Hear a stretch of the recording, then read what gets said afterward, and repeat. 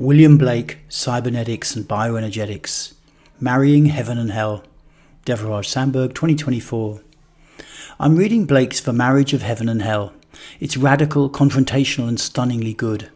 It's also very short and can be completed within an hour.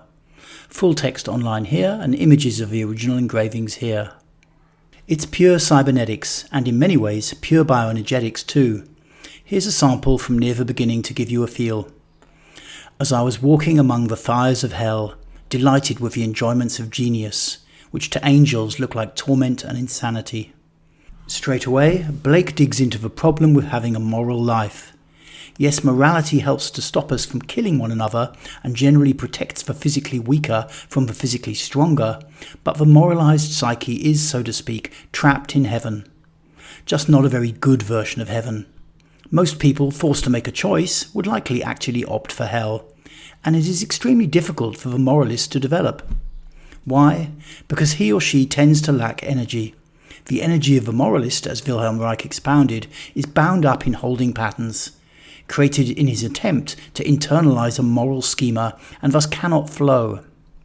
Back to the text. Here are a few chunks I've chosen from the book's main passage, the Proverbs of Hell.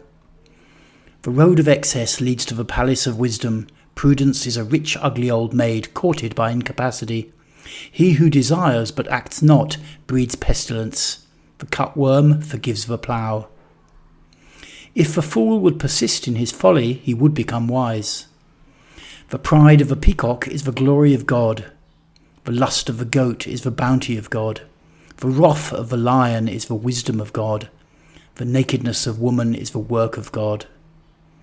The roaring of lions, the howling of wolves, the raging of the stormy sea, and the destructive sword are portions of eternity too great for the eye of man. The cistern contains, the fountain overflows. Sure, I'm cherry-picking, but look at this last one. It's pure cybernetics and indicates Blake's central thesis here. Cybernetics is a study of systems and how they either self-regulate or are controlled externally. There are two fundamental types of feedback loop in cybernetics. One, the positive feedback loop, is a system which constantly draws in more or self-reinforces. Imagine addiction, demanding ever greater amounts of money and drugs to sustain the same high. As a symbol, it's like a spiral. Two, the negative feedback loop, is a system which constantly monitors and corrects itself. Imagine a ship's pilot checking the stars and resetting his course. As a symbol, it's like a circle. So what Blake is really saying here is that there are fundamentally two types of system operating in the human world. One, hell, the positive feedback loop, a spiral, raw creative energy breaking through boundaries and creating new forms. Two, heaven, a negative feedback loop, a circle, the administration and regulation of this energy through applying reason and rationality. And his marriage of the two creates an environment in which we can both survive and develop. Too much heaven, too much administration and control, and life is dismal, and our head hangs low for having so many shameful impulses all the time. Too much hell, too much raw libidinal fire, and life is chaotic, overwhelming and destructive. Blake envisages a marriage between these two aspects of life.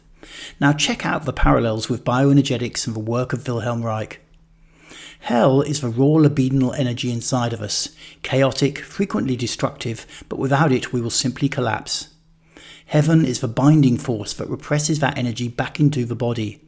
It's the muscular holding patterns that are the result of societal moral conditioning.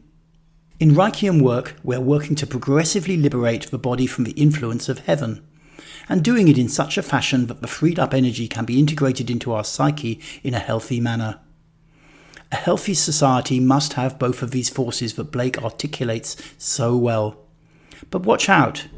Too much of an attempt to create balance and it becomes just more administrative control, an overdose of heaven. Some level of chaotic destruction must be accepted and not simply fought unrelentingly. This is life. Thank you for listening.